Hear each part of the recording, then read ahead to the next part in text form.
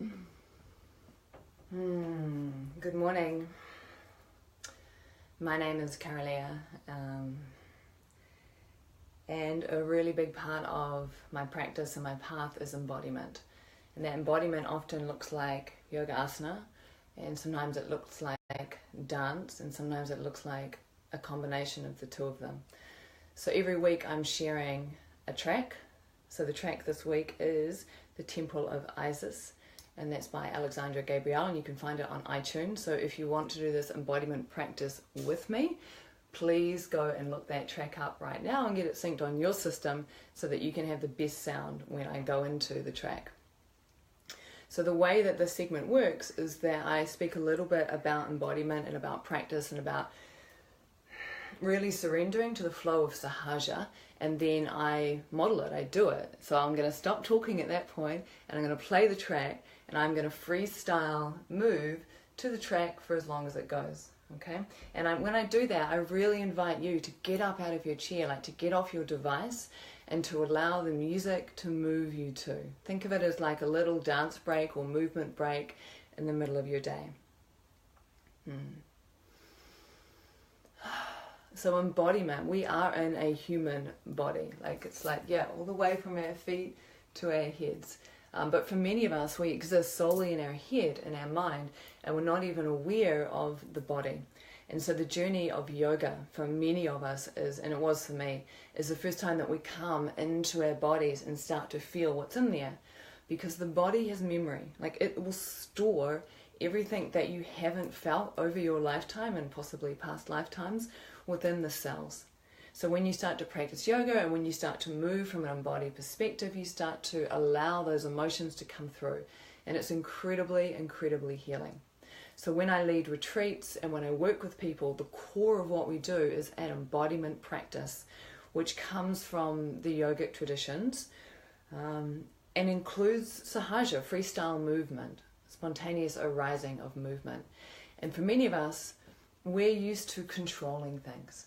We're used to dictating and to imposing. Like we're so used to imposing things upon our body. And when we impose something on our body, it's like hierarchical, it's patriarchal, it's coming from the top down. And there is another way to be in relationship to one's body. And that is to allow the body itself, the body wisdom, to guide the movement. And it's to trust that the body knows what it needs to do in order to find liberation.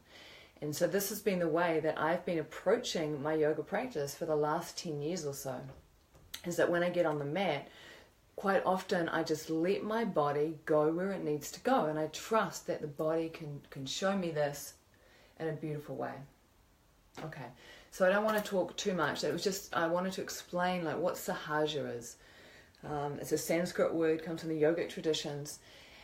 And it is literally like allowing oneself to embody energy, to embody consciousness. And you can deliberately choose to embody particular archetypes and allow those archetypes of energy to come through you, okay? And allowing those archetypes of energy to come through you allows you to access the wisdom and the gifts of those particular archetypes. And this is why I've chosen to work with Alexandra Gabriel's music here. Her album is called Voice of the Goddesses, or Voice of the Goddess. And in this, she has every track is a different goddess. So every track, and I know I spoke to her about this album when I asked her permission to use it, and she said that the way she brought this music through into the world was she would sit with the energy of each goddess for like time. You know, she sat with the goddess and then she allowed the music to channel through her. So this music to me does feel channeled, and I listen to this album a lot. It is beautiful, Voices of the Goddess. And the track I'm using right now is The Temple of Isis. So let's get up off our seats. Join me. Get up out of where you are, put the music on, or just listen to it as I play it through my system. And I'm just going to flow. It's a 7-minute track. I don't know if I'll do all 7 minutes with you, but I might. We'll see what happens, okay? Blessings to you all. Alrighty.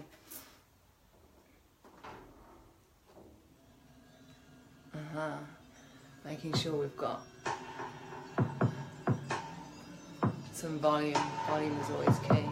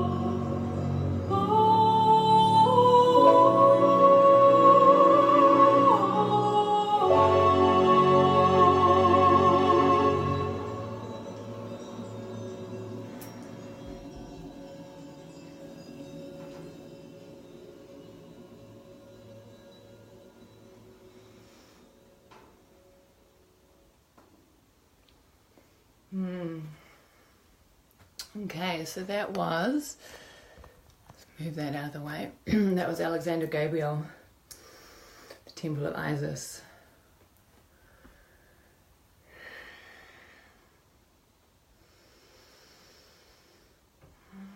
Quick word, if you're still with me, because I know a lot of people won't watch through that. So when we go into Sahaja, what's happening is that our own body wisdom is guiding us into the movements that we need in order to release our own samskaras, the knots, the blockages in our nadis. Out of that, sometimes kriyas will come through. So you may have noticed this particular movement coming through at one point, and it was just arising in me. It was just coming through. And that is a specific kriya. And so my sense of the yogic traditions is that where all of this, came from, it was channeled through the body. So people would go into Sahaja style yoga practice, like they're being moved by Kundalini in order for their own body to release, to liberate. And in doing that, certain things will start to become clear, and you could feel, when you're doing it, you can start to feel what it is. Like this movement here mimics a movement of Ida and Pingala as they go up the spine, clearing Sushumna. So when you're doing this and you're fully embodied in it, it's having an energetic and psychological impact on you. And of course, what's really interesting as well is that once Kundalini starts to awaken, a lot of these kriyas, etc., will spontaneously come through the body, and that can freak people the fuck out. Especially people who've never done any yoga and don't have any context for this. It's like, whoa, what's my body doing? What's that all about? But it's nothing to be freaked out about. Once Kundalini is awakened, whether you've done yoga or not, the body may go into kriyas, because those particular kriyas are what's needed to release whatever psychological blocks and patterns are going on in the body. Okay, now I could speak about that for a long time. I'm going to stop there. That's almost worth its own video. So once a week I'm coming on, every Thursday possibly, to do an embodiment practice. I invite you to join me, and to even make this a daily practice for yourself. Like, just choose a track and get up and allow yourself to move. That's all that's required, to surrender to the flow of your body. Okay, so much love. Thank you so much for watching. My name is Kara-Leah. We do this kind of stuff on my retreats, so check out my events page on my website, Kara-Leah.com, and you can see when I'm next leading a retreat or a yoga immersion, and come and learn how to get into, how to allow Sahaja to just naturally come through you. Alrighty.